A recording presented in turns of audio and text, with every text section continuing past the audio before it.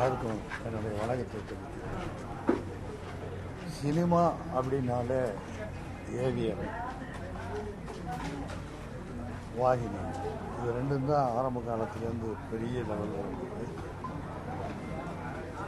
திரு மெய்யப்ப செட்டியார் அவர்கள் காரைக்குடியிலிருந்து சென்னை வந்து கோடம்பாக்கத்தை தேர்ந்தெடுத்து ஏவிஎம் என்ற நிறுவனத்தை ஆரம்பித்து இன்றைக்கு உலகம் பூராவும் தெரியக்கூடிய அளவுக்கு இந்த ஏவிஎம் நிறுவனம் இருக்கிறது. அதை கட்டி காத்த பெருமை திரு சரவணன் சார் அவர்களுக்கு தான் சாரும். ஏன்னா அந்த நிறுவனத்தை அவ்வளவு சிறப்பாக நடத்தி எல்லா ஹீரோக்களையும் வச்சு படம் எடுத்து ஒரு சிறந்த நிறுவனமாக இதுவரை நடத்தி கொண்டிருக்கிறார்கள்.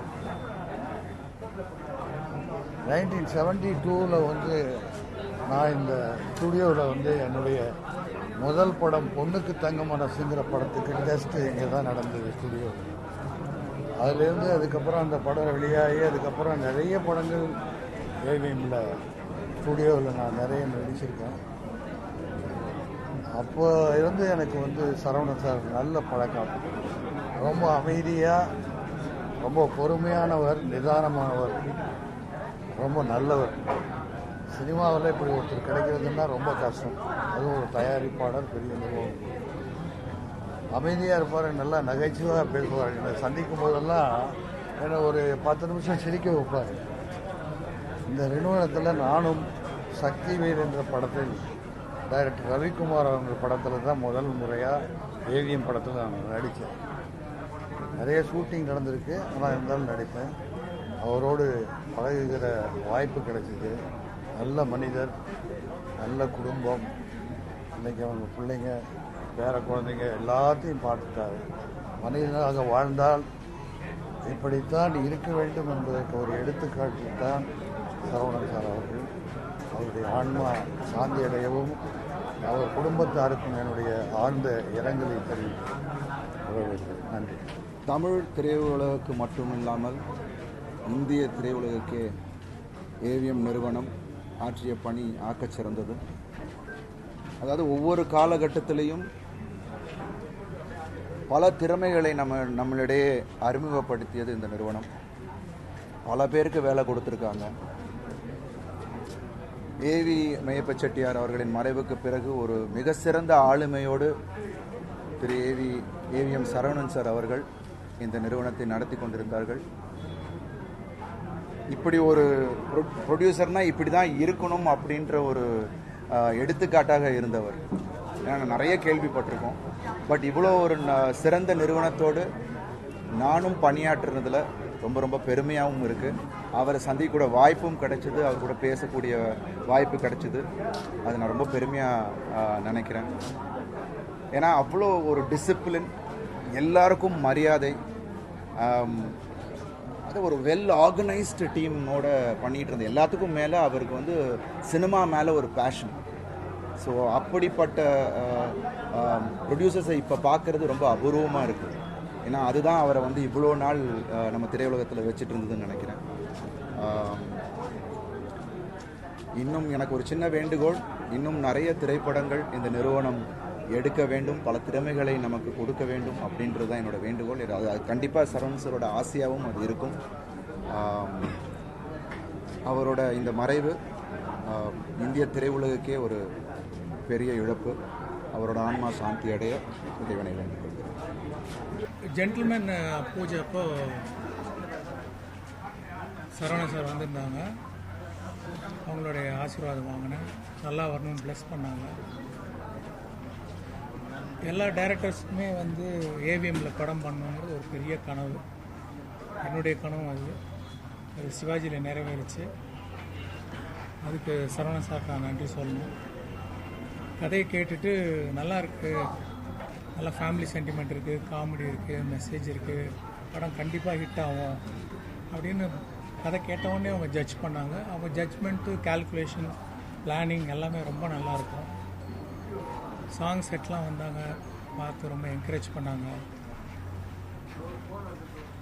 மெயினாக லைக் ஒரு படம் முடியணும், கண்டினியூவாக ஷூட் பண்ணி படத்தை முடிக்கணும். அதுக்கு என்னென்ன எஃபோர்ட்ஸ் போடணுமோ அதெல்லாம் ரொம்ப பிரமாதமாக போடுவாங்க. அதுதான் அவங்களுடைய வெற்றி. அது மட்டும் இல்லை, லைக் படம் முடிஞ்சு பல வருஷம் கழித்து திடீர்னு ஒரு செக் வருது. என்னென்னு பார்த்தா கனடாவில் ஏதோ சிவாஜி கொடுத்த ரைட்ஸு, அதில் டேரக்டராக எனக்கு வர வேண்டிய ஷேரை வந்து அனுப்பிச்சிருந்தாங்க. அது ரொம்ப ரேர் குவாலிட்டி, நல்ல குவாலிட்டி. சரவணன் சார் ஃபேமிலிக்கு என்னோட ஆழ்ந்த அனுதாபங்களை தெரிவிச்சுக்கிறேன். ஏவிஎம்னாலே தெரியும், ஒரு மிகப்பெரிய ஒரு நிறுவனம்.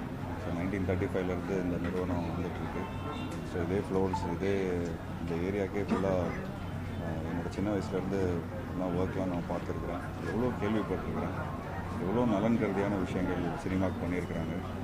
ஸோ தமிழ் சினிமாவுக்கு வந்து ஏவிஎம் சரவணன் சார் பண்ணது வந்து ஒரு பெரிய லாஸ். ஸோ அவங்களோட ஆத்மா சாந்தி நல்லபடியாக அமையட்டும். அண்ட் எங்கள் அப்பாவும் அவரும் ரொம்ப க்ளோஸ் ஃப்ரெண்ட்ஸு. ஸோ அவர் பர்சனலாக இங்கே வர முடியல, நான் ஊரில் இல்லை. ஸோ எங்கள் whole super good style films சார்பாக, எங்களோட ஃபேமிலி சார்பாக எல்லாருமே இங்கே வந்திருக்கோம். ஸோ அவரோட ஆத்மா சாந்தி நல்லபடியாக அமையும். உயரமான மனிதர், அதுக்கு மேலே உயர்ந்த உள்ளம். ஒரு உறக்க பேச்சு நான் கேள்விப்படுத்தே இல்லை. வெளியே எனக்கு வாழ்க்கையில் கொடுப்பின அவர்கிட்ட பணியாற்றியிருக்கேன். இந்த பெரிய படத்தில் அவர் கூட வேலை பார்த்தது நினச்சி இன்றைக்கும் இப்படி ஒரு காலம் வருமானட்டு. அவர் நிறைய பழைய விஷயங்களை சொல்லுவார், அது ரொம்ப சந்தோஷமாக சொல்லுவார். அந்த படத்தை இப்படி நடந்தது, இந்த படத்தை இப்போ அப்படி நடந்தது. பெரிய பெரிய நடிகர்களாக சொல்ல நம்ம அண்ணாந்து வாயை பார்ப்போம். இனிமேல் ஐயா அவங்க என் கூட பேசினது, அவங்க நடந்ததுக்கெல்லாம் நினச்சி பார்த்தா நம்ம நிம்மதி தேடணும். அவர் டேபிளில் உட்காந்துட்டே இருப்பார். ஷூட்டிங் ஸ்பாட்டில் இருக்கிறவங்களுக்கு என்னென்ன விஷயம் தெரியுமோ அதை விட அவருக்கு அதிகமாக தெரியும். நிறைய பேர் சொல்லியிருப்பாங்க. அவர் டேபிளில் இருந்துட்டு என்ன படம், என்ன ஷாட்டு, எத்தனை டேக் ஓடுது எல்லாமே தெரிஞ்சிருப்பார். இப்படி ஒரு இந்த தொழில் மேலே அவ்வளோ பக்தி உள்ளவர். அவர் கூட பணியாற்றது தான் பெரிய பாக்கியமாக நினைக்கிறேன். மரணத்தை நமக்கு வலிக்குது. இறைவன் அவருக்கு இறைவன் நடிக்கிறோம். இந்த நல்ல ஆத்மாவுக்கு ஒரு அருமையான நிழல் தரணும். ஆத்மா சாந்தி அடைய நடிக்கிறேன். ட்ரெண்டை ஃப்ரெண்ட் ஆக்கிக்கோங்க. தந்தி டிவியின் சப்ஸ்கிரைபர்ஸ் அண்ட் ஃபாலோவர்ஸ் குடும்பத்தில் நீங்களும் இணையுங்க.